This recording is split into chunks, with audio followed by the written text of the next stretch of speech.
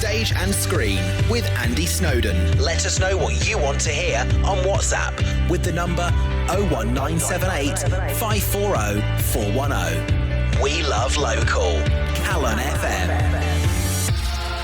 Tell me it's not true from Blood Brothers with the original West End cast, including Kiki Dee, who played the part of Mrs. Johnson back in the 1980s.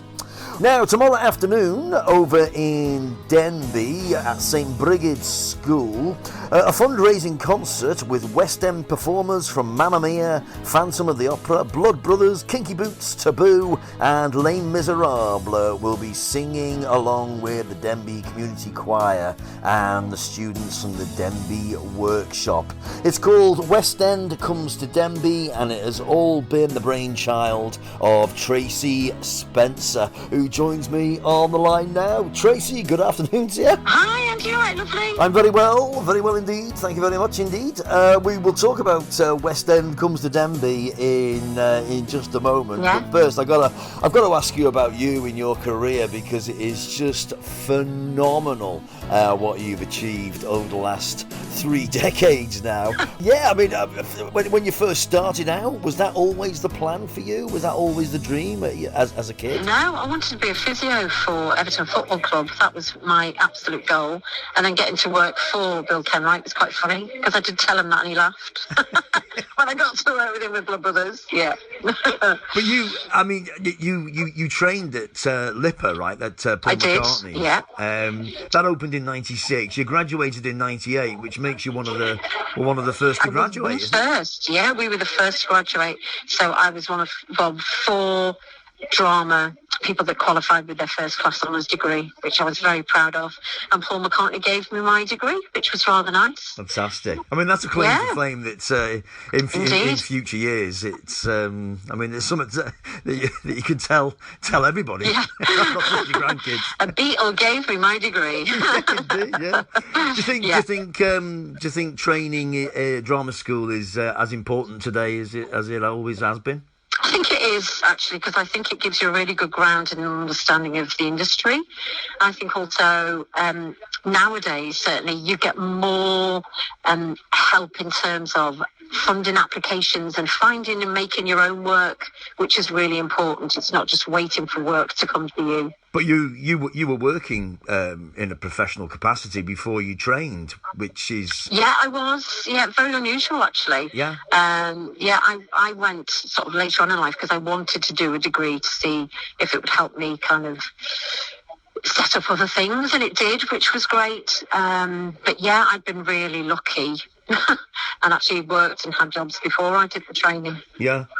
But looking at your CV, some things always jump out at me when I read CVs. But yeah. to sing at Buckingham Palace, you got to tell me about that. I mean, that's just one of them. Soloist, yeah. So we were part of one of the first pop groups actually ever to perform at Buckingham Palace, and that was part of our training.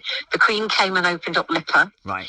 And in return, she said, "Oh, I did like those singers. Can they come to the Palace when I'm hosting the Asian Summit meeting with the then Prime Minister Tony Blair?" And we said, yes, we can. So we did. Fantastic. So I sang in her picture gallery. Very random. Yeah. So who was you performing for?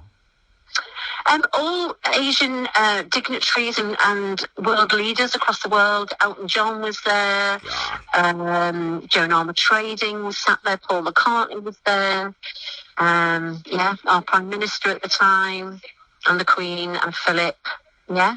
That's I mean, because it's strange, isn't it? Because I think people just take it for granted if you see somebody singing for royalty, but there's an added kind of I don't know what the word is, but it's almost like it's not happening in a way. Because I remember when I was doing Blood Brothers, and I think it was Princess Anne that came I think we were in Newcastle. And I don't want to spoil it for anybody, but there's guns at the end. So there was a very strange security officer who wouldn't let anybody wave the guns around. It was It was just one of those things that you thought, this is something slightly different than a normal gig, right? Definitely. But anyway, you mentioned Blood Brothers. You did four stints with Blood Brothers. Four on and off. Tours. I did 9 years in total.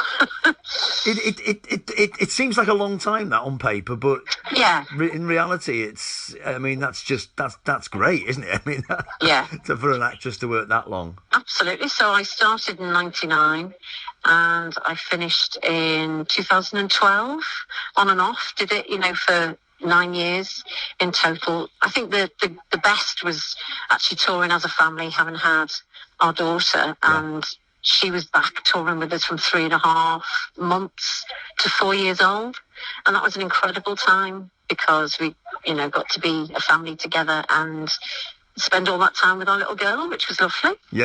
Was you a fan of the show before you went in it? Yeah, I went and saw it for my 21st birthday present at the Liverpool Empire, funnily enough. Right. And I couldn't believe that there was a musical about Liverpool, about people that I could identify with, that seemed like my family, like cousins or aunties, people that I could really understand. And it was a musical. I thought, you get to sing in it as well. Brilliant. I've got to be in this. Yeah. That was when I was 21, and I got to do it, in 1999. That was my first tour. It's incredible, isn't it? Because they're almost like pinch me moments when that happens. Yeah, very pinch me.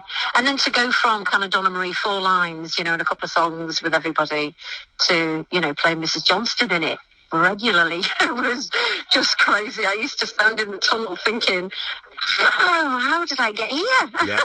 Yeah, definitely. And there's the incredible story of you basically sat at home having not done it for 5 years. You get a phone call. 8 years. Oh, mate, that's even worse. But to get that phone call, I mean, I'll be honest with you, I'm still expecting a call. Never say never, Andy. Never say never.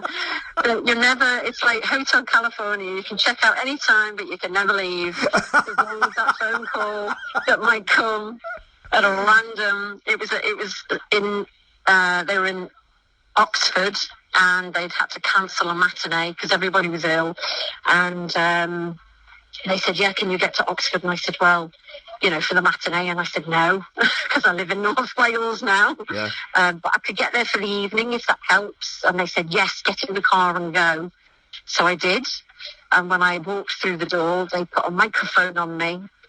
They stood me on the stage and said, let's just do the first 10 minutes, see what you remember. And then they went, yeah, great, there's the half. So let's go and get you changed. And lovely David Hoy sorted all the costumes and everything still fit, which was nice. And it was the most surreal scene. So it wasn't till the interval that I met the lad playing my son, Alex, because I actually met him on stage for the first time. We didn't have time to get that far in that scene. That was very... a surreal experience, and at the end of it thinking, wow, talk about muscle memory. It was just still in there. It was just in there. I couldn't remember what costumes I needed to wear for each scene, so David had to I couldn't remember that, but I knew all my entrances, my exits. I knew where my blocking was. I knew who I was speaking to. I knew the song words, and I knew the lines of dialogue. I don't know where it was. I don't know how, but it was just in there. It's a bizarre thing, isn't it? Because I think some shows, I mean, having said that, if you did it for as long as you say you did it, then there must be something where that'll go to your grave with you in your mind. Those lines. I think so. I'll be doing it on my deathbed. I'll be going over the lines in my head. Thinking, I wonder, do I still know it? I can remember a funny time I did. It was for Mrs. Johnson and Mrs. Lyons, and I was working with Linda Nolan, and she didn't come on for one of the scenes, for the kitchen scene. And in my head, as I'm waiting for it to come on, I'm thinking, could I do the scene as just a monologue, as both parts? Like Mrs. Lyons is having some sort of breakdown, and the narrator, I'm looking at Keith Burns, and he's looking at me as if to go, don't ask me, I can't help you, I don't say anything in this scene. And then I started by saying, hello, how are you? And then she came on from behind. She came on behind me. I was like, oh, thank God. Thank God I didn't have to make it up. Because I was going to just say the whole thing on my own. Well, yeah, exactly. Yeah. Anyway, tomorrow night you're doing a West End spectacle. It's West End comes to the Denbigh. So it's West End. Yeah, West End comes to Denbigh. So what I've got is a few of my West End friends who've done shows in the West End. So these particular friends have been in Blood Brothers, Mamma Mia, Kinky Boots, Taboo, Dr. Zeus, the musical, and they're coming up to Denbigh to do a fundraising concert. They're going to be singing with the Denbigh Community Choir and some of our Denbigh Worksop students. And it's basically to raise funds for our charity, the Denbigh Workshop, for the summer school that we put on every year, and also for future projects that we work with. So we do a community choir and confidence building courses and things like that. So just to raise a little bit of funds, really. Yeah, it's a brilliant idea, and it's great that you can call on your mates to do it. Where's it? Very jammy. Yeah, so it's at St Brigids School in Denbigh, and it's £5 a ticket. And if you go on the Denbigh Workshop page, either on Facebook or on our kind of website, the link for the tickets are on there, because it is a ticket event. Right. Just because we need to know numbers and things like that. But yeah, it starts at 3:00 and it's on till 5. Yeah. Oh, fantastic. So you can't just turn up, you can't just pay on the door. We're doing it as a ticket event as well. And Barclays are doing a £1 for £1. So every £1 that we raise, they're going to match it, which is why it needs to be an official kind of a ticket system as well. Brilliant. So it's on tomorrow night, tomorrow afternoon, 3 till 5. Yeah. Yeah. Can we expect a bit of Blood Brothers from yourself? Do you know what? This year we're not doing Blood Brothers this year. Right. We've got songs from Les Mis. We've got songs from Little Shop of Horrors. Brilliant. Matilda. Yeah, things like that. But no actual, very, very unusual. Not actually got a Blood Brothers mix this year. Right. Well, I suppose everybody that knows you are probably thinking, we've had enough of Blood Brothers. Yeah, they have heard it enough times. They want something different. I don't blame them. Fantastic. Hey, Tracy, it's been a treat to speak to you. Thanks ever so much for that. Oh, really thank you so much, Andy. You take care of yourself. Thank you for having me on. Okay, speak to you soon. Cheers, take care. Now. Bye. Bye. Tracy Spencer from the Denbigh Workshop over there in Denbigh, and tomorrow evening West End Comes to Denbigh will be taking place. I will repeat all the details in a moment. So just one more time then, tomorrow afternoon from 3 p.m, West End Comes to Denbigh will be taking place at St Brigids School over there in Denbigh, and to get tickets go to www.thedenbighworkshop.com. Just £5 for the tickets, and sounds like a fantastic way of spending the afternoon. Wonderful. West End Comes to Denbigh. Go on, support your local theatres, ladies and gentlemen. They won't be there forever if you don't. Stage and Screen with Andy Snowden. Let us know what you want to hear on WhatsApp with the number 01978 540 410. We love local. Calon FM.